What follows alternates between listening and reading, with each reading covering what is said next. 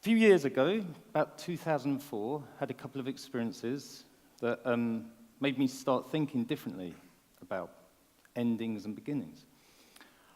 One of them was an avatar phone call type thing by Orange in the UK called Wildfire, and it would take my messages. It promised all this special technology and amazing experience for me, and it was rubbish. And I used to talk to Wildfire, and I'd say, "Wildfire, play me my messages." And Wildfire would go, "Sorry, I don't understand you. Sorry, I don't understand you." I hated Wildfire so much, I wanted to throttle it and watch its horrible little avatar eyes die and fade to a black. And I had another experience, which I was teaching at the time, and I guess I set one of those sort of cliche projects around rubbish and waste in the world.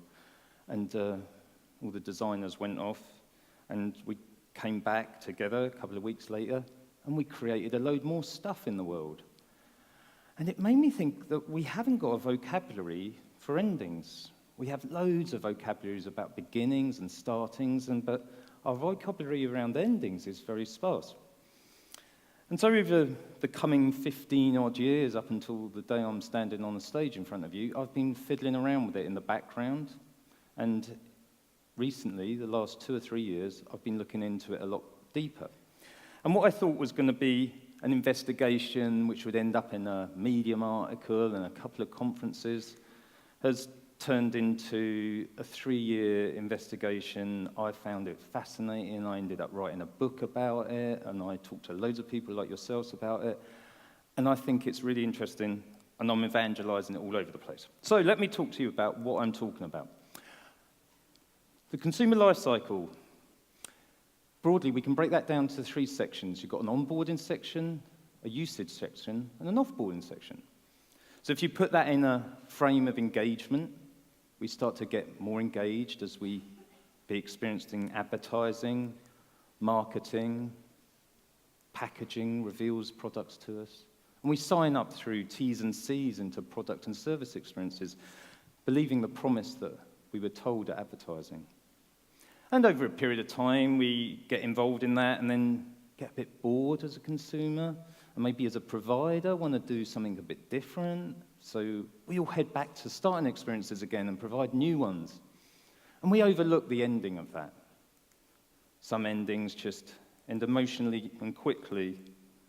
But not that time. That was actually a bit slower than I thought. And some endings just linger on forever. And sometimes we're just denied that we can leave. So what's the history around this? Well, I found that super interesting. So imagine yourself, it's like the 14th century, you're digging holes on soil in a dirty field somewhere, your life's pretty rubbish, you're cold, hungry, impoverished, disease is all around you. You actually have a really sophisticated and very good language around death, because everyone dies. Brothers, sisters, siblings. And you desperately want to get here. Heaven's your way out. Pretty much everyone has such a horrible life at that time. They all believe in heaven regardless. And strangely, most religions offer a similar offering around heaven. It's warm, it's abundant, it's comfortable, it's full up with nice people like you. It's the perfect bubble, actually. So to get there, we have to do explicit sort of rule system things, funerals being one of those things. So we'd have very long, drawn-out procedures around funerals. In 1347, in Europe, plague arrived. Within 3 years, it killed 1/3 of the population of Europe. To give you an idea of how many people were dying, there's an anecdote from a friar in France. He used to bury in his village 28 to 30 people a year. In the first September of the plague, he buried 680 people in his village. So death at that point becomes meaningless. Everyone's dying. And the dominant religion at the time was the Catholic religion. They pretty much mismanaged it. A lot of their priests were dying, and they were also giving out things called indulgences, which is a sort of a little written thing to allow rich people to sin if they give the church a load of money. The church was actually getting super wealthy because people were leaving all their money to the church. So there's loads of other different groups started to emerge, one of them being the Protestant religion. Now, the Protestant religion had some different angles on how religion should work. They introduced fasting. So Martin Luther introduced fasting. He got rid of fasting, which is a common skill in most religions where we have a period of organized abstinence. We have a skill around removing ourselves from indulgence, fasting. But we removed that from the Protestant religion. We also had a different relationship with jobs. So in the Catholic religion, you could pretty much only work in the eyes of God as a priest, a pope, or the nun. But in the Protestant religion, you could work as anyone. Investment was similar. It was embraced in the Protestant religion, so we were allowed to invest back into our businesses. And this is the sort of stuff that Max Weber talked about. And when you invest back into your business, your employees become more wealthy, and then they have a choice to make. Shall I work less hours for the same amount of money, or shall I buy more stuff? Well, Industrial Revolution comes along, and we start buying more stuff, so that's great. But at the same time, science and medicine is starting to push back on death. We're having less experiences of the death in our face. And we start to hide death away, because we usually have quite a close experience of it, looking after our dying loved ones. But we start hiding them away in hospitals, and we're distancing ourselves from death. And this has left us, as consumers, with a very poor relationship with endings, with this abundance, this heaven-like abundance on earth, and no vocabulary around endings. So what was a very rich vocabulary of endings, was profound, and we were all very experienced in it, has been removed, it's now unwanted, and pretty much overlooked. So you're thinking, like, where's he going with this? Because this is like theology and stuff, and we're at a service design conference. So let's put in some practical terms of what you can take away from this. Modern endings, and there's plenty of them which are really bad. So I'm going to give you an example. In fact, I'm going to give you loads of examples. So my printer runs out of ink every 5 or 6 things I print out, which is ridiculous. So I go out and get a new printer cartridge. And I take the old one out, I put the new one in, and I'm holding this old printer ink cartridge. I'm thinking, oh, what shall I do with this? I can't put it in landfill, it's super poisonous. And I can't put it in recycling, I don't know how to, so what do I do with it? It must be on the back of the packaging. Look on the back of the packaging. There's 2 other marketing messages on there. And there's an indication to me about zenrothafol, which is a chemical which I shouldn't put in the ground. But that's not actionable to me. What I need is something which is actionable. So I go online and find out, actually, Canon has been doing a really good job of recycling these things for a long time. So I find this out, and then I get sent this package. I've basically had to manually offboard my consumer experience. This is a cliche bit of consumer electronics packaging. We have a massive mountain of consumer electronics which we're not grappling with. Now, every time I do a conference, I ask everyone there, does anyone know what that symbol means? Shout it out, anyone? C marking. Oh, no, I was talking about the wheelie bin one. Wheelie bin. It is a wheelie bin, that's right. Well done, Alex, in the front, prize there. So it says, doesn't it, to a consumer, it says, don't chuck it in the bin.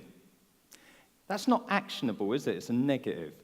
What it actually is the WE directive from the European Union, which is the Consumer Electronics Directive around, and it's for resellers, producers, and sellers to allow you to bring back that electronic product into the ecosystem so they can dismantle it, and it's meant to be a consumer-facing one.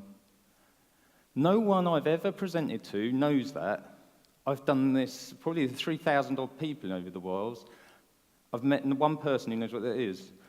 So I tried it out. I took a 10-year-old Epson printer. I took it into PC World in the UK, thinking they were just going to say, like, what? And I took up to the information counter. I said, I'm bringing this back under the WE directive. And the guy's like, all right. And he goes and puts it on a shelf with loads of other electronics.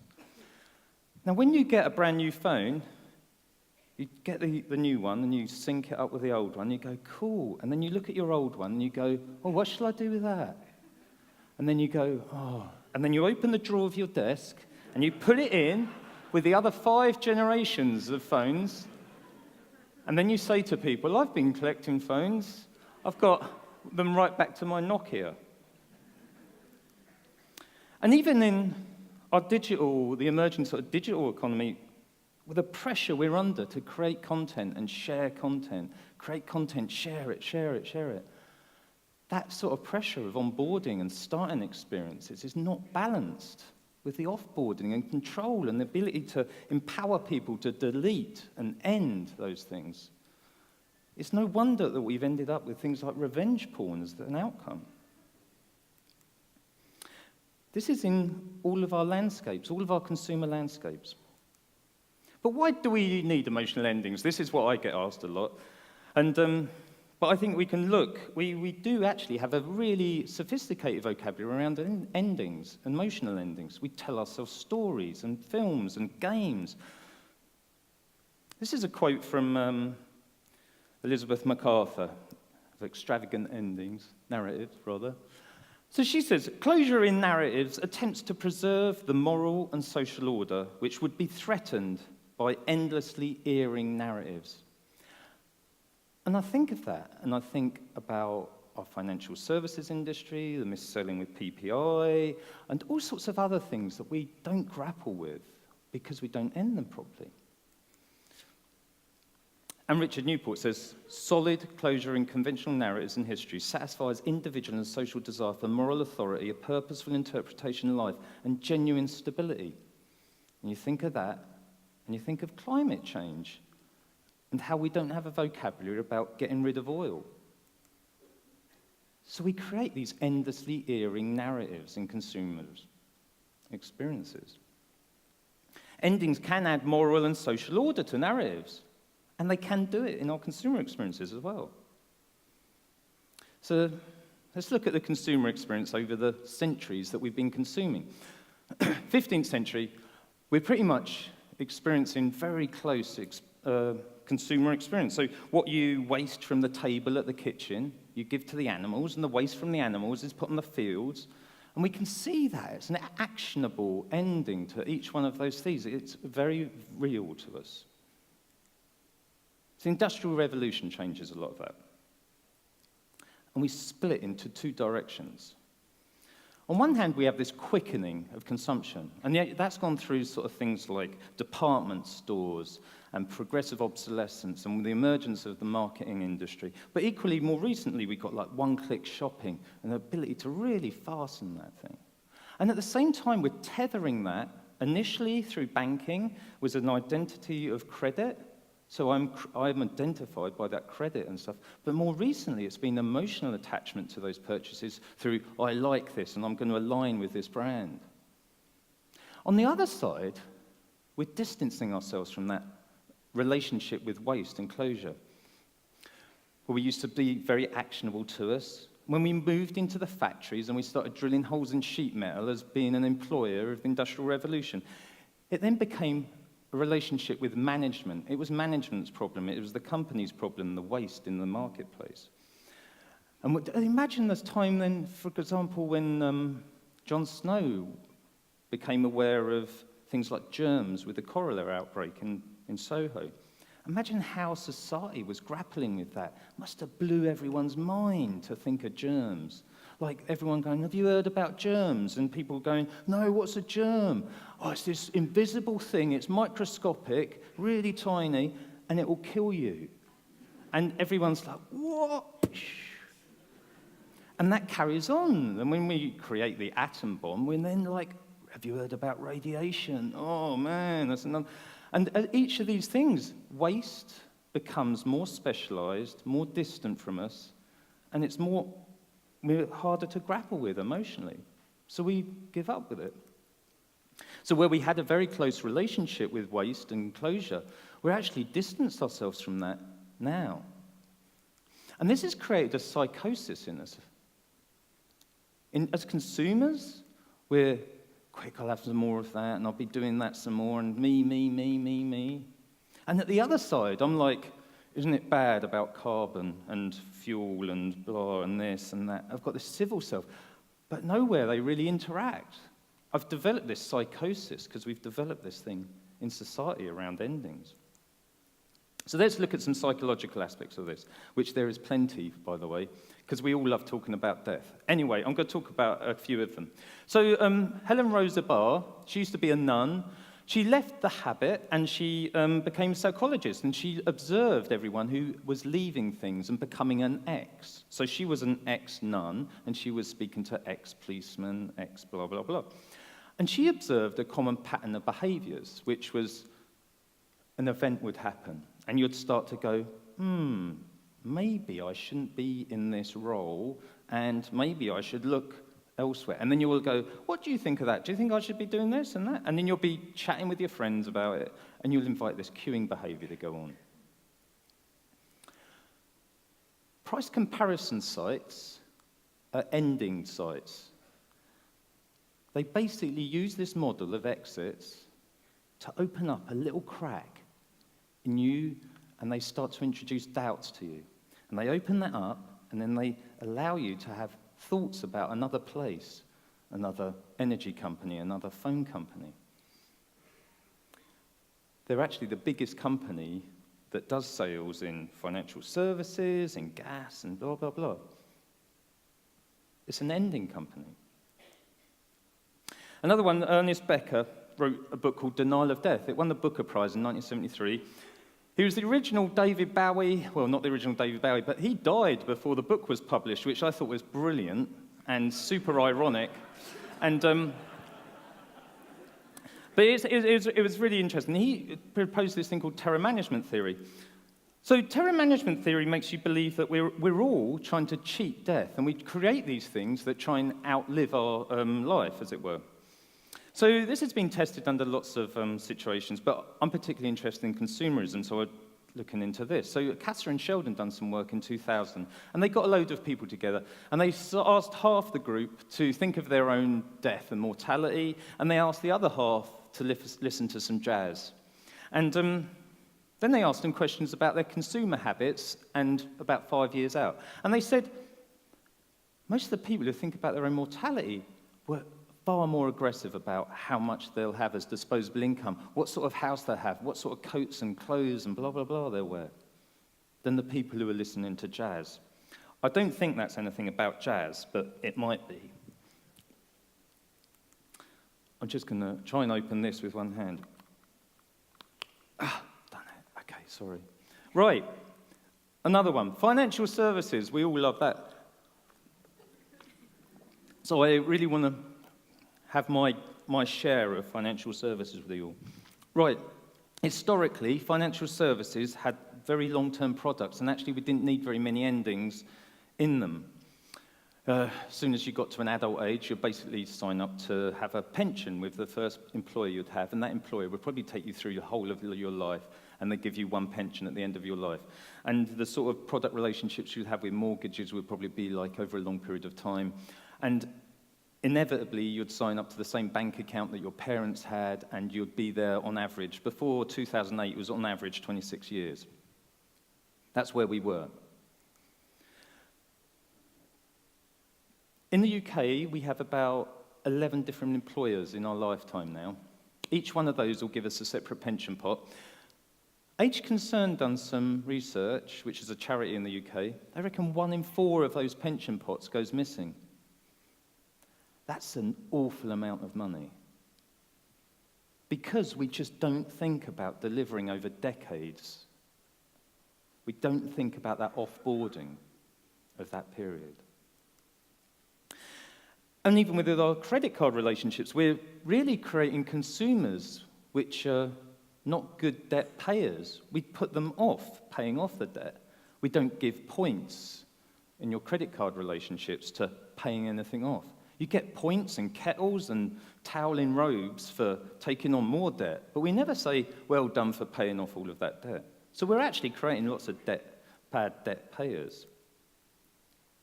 And some of those biggest companies, they've had the watchdog of those companies come in and have to enforce an ending into the financial services industry, for example. Trying to create more competition in that industry, they found that a lot of people couldn't leave their bank account within a month. And that makes a lot of disruption around people's spending habits and the direct debits they're having. So now we have to have 7-day switch. That was enforced by the watchdog because many of our biggest companies can't, or we generally don't do endings very well. And we're getting obsessed with digital products, and the turnover of those digital products is becoming to undermine the sort of trust that we have in some of these big companies. So where we celebrate sort of things like this, hey, we've got this new service out. This is MasterCard's Supercard. Hey, we're live. We're dead. Just over 1 year later, it's dead.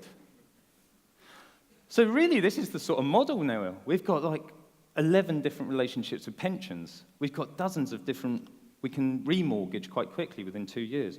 And we've got dozens and dozens and dozens and dozens of products that we're going to consume in our life around financial services. Let's look at health. Right, I love crisps, especially when I'm having a beer and then eating crisps.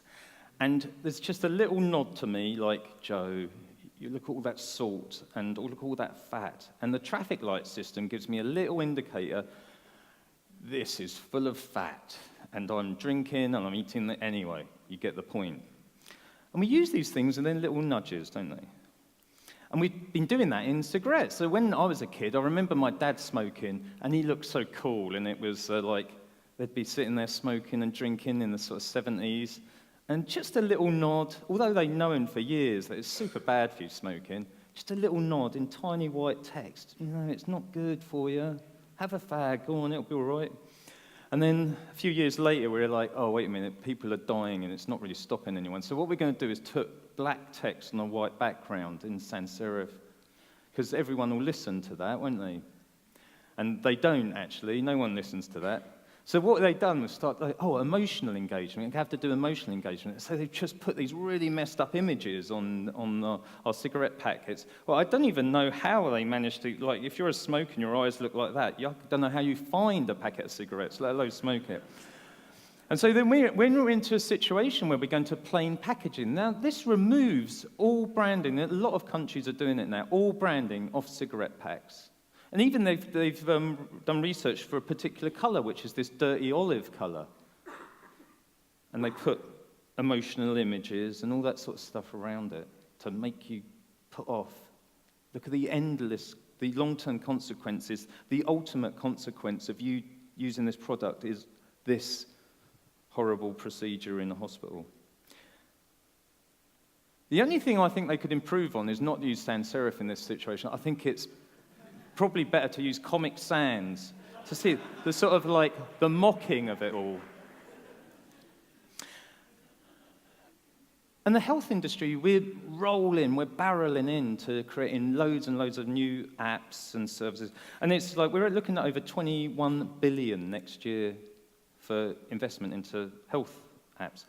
And the growth of time in those apps is also increasing. So we're looking at 51% of increased time in those health apps.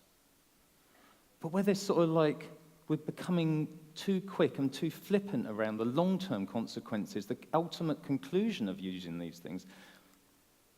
When you start thinking about this sort of evidence, where people have done some research around, this is the Illinois Institute of Technology.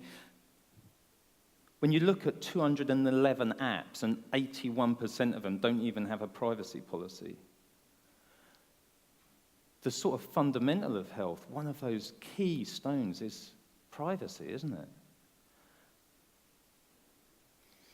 Incidentally, if you look at the last statistic, they came back to that research and they only found that there's 143 of those 211 apps that are around. And this again is happening all over the place in apps. They die off real quick, and we put so much emotional effort into the beginning, and we trust these things, but they're falling away beside us. So where we celebrate having a fitness app, and it's going to be a fitness partner, and we put all that effort in, captured all that data. Actually, we end up, like a few months later, just having this cold ending, which means nothing to us, this emotionless offboarding. And this is going on along, it's not just the health industry, it's all industries. On the App Store, of the 23 different sections on the App Store, Adjust, which is a research company, looked into this, 23 different sections on the App Store. You actually only search the top 300 of those apps when you do a search. To get to the other lot, you have to do a specific name search. And then you've got 1.5 million apps on the App Store, and you're thinking that's a lot of apps that aren't even there. They're dying off and not looked after. There's loads of zombies in the app world. And the emotional endings still need to be really profound when we look at health. Some work was done by the Massachusetts General Hospital. Stage 4 cancer patients, half of them they gave the regular cancer care for, and the other half got the regular cancer care plus palliative care afterwards. And of the people who had that palliative care, they removed themselves from chemotherapy, they entered the hospice earlier, they experienced less suffering, and they actually lived 25% longer, having an emotional ending to their lives, instead of the medical intervention sort of thing that we try and do a lot of the time. So what will a good closure experience be?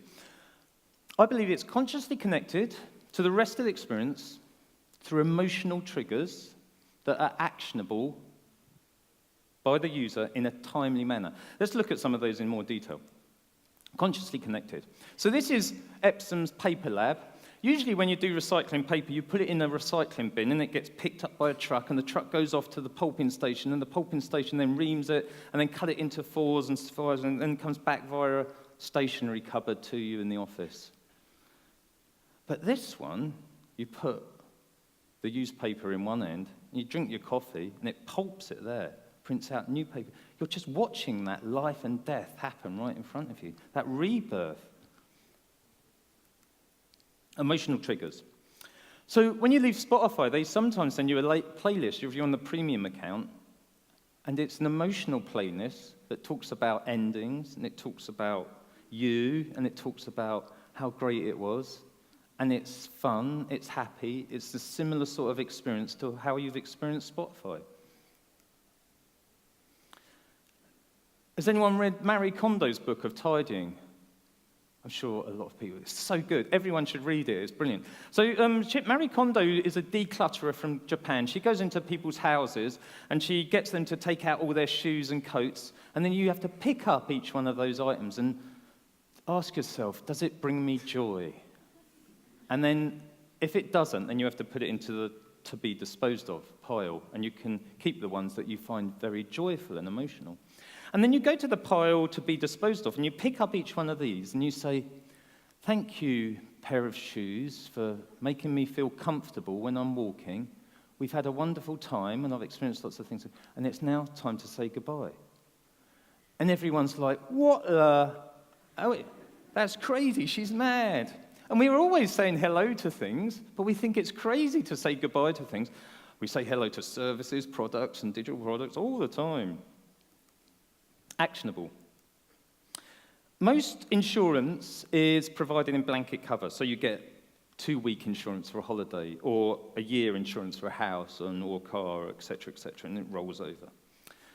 But Trove have come to market, and they're doing sort of this actionable, automated insurance. So you can insure your camera, for example. You go when you leave the house. For example, the house is a safe place, but when you're out and about, you're probably going to damage your camera, so you can insure it just when you're out and about. It's a really different model, and it empowers the consumer. And you go, and then you come back to the house, and you turn it off again. Timely. With many services, in fact, some of the worst services, you pay before you experience the service. Trains are a good example of that. And when you haven't really got a comeback to that, when the train's late, you don't get much comeback on that. But Virgin have introduced an automatic delay repayment, so you don't have to fill in all those forms. It's done for you. It goes straight back into your credit card. Now, we've got to see a lot more of this, so we've got to get better reputations of some of those industries that are the worst performing in that. Kaya cars came to market like 10 years ago with a thing called a 7-year warranty. Now, previous to that, all cars used to be sold on quality of material, so you get those cliche adverts of like banging car doors and everyone going, doesn't it sound nice? Or ball bearings that are really good for 2 years. So when Kaya comes to market with a 7-year warranty, they're like, what, everyone's crazy. 7 years is great. Humans find it hard to think beyond 5. So that's the cliche question you get at job interviews or financial advisors. So when you say 7 years, you can't think that far ahead. You're thinking of product death, even your own death. I can't even imagine that far ahead. So when you're thinking about Kaya cars and you buy a new car and they say 7-year warranty and you're like, wow. And then you're basically being invited to a funeral of your car and you're going to drive onto the forecourt and have this fruitful discussion with the sales rep. Incidentally, their market share has doubled in that time, and they put it down to the 7-year warranty. So what can you do? Well, think about it, actually. Hopefully this has inspired you a little bit just to start thinking about it, and that's a big step forward. It's going to be hard to talk about it at work when you go back and your colleagues go, but why do we need to do endings? And you're going to be, and they're all going to go, well, we've never done it before, and we're making loads of money. You can also do audits, because I almost guarantee what you do is the bare minimum of an ending in your service or product relationship. So think about how could you improve that offboarding experience. You can also, did you get it? Okay. You can, do I get a little bit of extra time? I've only got a couple of more minutes. Right, so also you can map it as well. So we map a lot of other aspects of the things, but if you think about like, if you use sort of mechanisms like the narrative mechanism in film, especially more traditional film, you'd always have this sort of global perspective of a narrator as the film starts off, and the crescendo builds into different actors and different placements and stuff. And that often has an offboarding as well in a similar sort of way. So the film narrative and a lot of narrative structures have that sort of thing. We don't tend to do it in consumer experiences because we're too busy making money here. So think about it in that terms. I also think it's a really good technique, especially if you're building sort of services and digital products. Not so much products, they tend to last a bit longer, but do a 5x5 rule, which is 5% of your product time, just think about 5 years out. And if your product is a digital product, I've made lots at Us Too, for example, 5 years out is basically death. So you have to ask those questions about offboarding when you start thinking about 5 years out. 5% of your time 5 years out. We talked about designing it earlier. And then also think about the aftermath. We often think about like consumers and our target consumers are certain profiles or current consumers and likewise, but we often think like, who's the people who left? What do they leave with? How emotionally are they with that? Do they have regret of signing up to that service, or are they very much engaged in that? That's the end. However, if you're interested in this, I wrote a book, but you can have a chapter for free. It's the Service Design Conference, so that if you go to that URL, you can download the first chapter. And that's it. Thank you very much.